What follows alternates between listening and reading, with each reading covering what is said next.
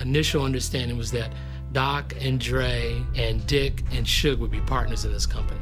Each one of the artists that started was at the beginning, I got a lot of love for, and they always will be a part of the family. On the strength that they took that chance. It's not like we had a name out there. It's not like we had a lot of money to give them. The money I gave came out of my pocket. Back then, Suge was like very behind the scenes and helpful and quiet, humble, non-visible. He didn't like cameras. He was invisible, the invisible man. His role was to handle the day-to-day business, dealing with the artists, dealing with distributors and record companies and what have you. My job was to go in here and push these buttons and make the records happen. Everybody was following Dre because people knew that Dre was the man.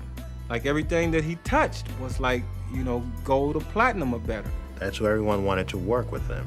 He was actually the most bankable person at that time, pretty much in the industry, from the R&B rap standpoint. Everybody was taking direction from Dre as far as he knows what he's doing. He just finished doing NWA albums that's double and triple platinum, so you have to have confidence in what you've seen. You watched this man make money. Warren G was my best friend and Dogg was my best friend.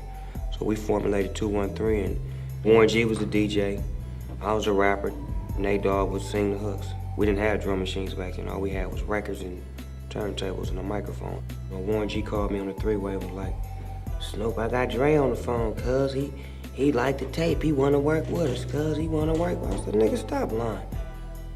And he said, hello? I said, who this? He said, it's Dre. He said, man, that shit was dope, man. I wanna get with you, come to the studio Monday. At that time, it was a dream just to be in the same room with Dr. Dre, you know? Dr. Dre wants us to come to the studio where he is. I'd have jogged up there if I didn't have a car.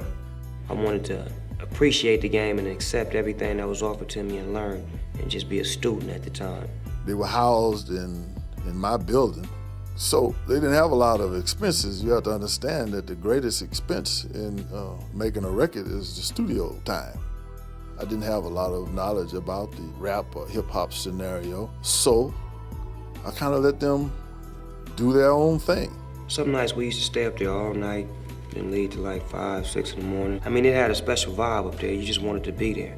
Even if you wasn't working on the song, you just wanted to be there because it had that atmosphere. It just was the spot to be at. It was right in the middle of Hollywood, and you know, it was just a place to be for us. And we was young, and we never really had been out of the neighborhood, and you know, we was getting a chance to see it all in bright lights. And this was the same studio that Shalimar, Lakeside, The Whispers, Babyface, The Deal, all of them recorded all their albums in the same studios.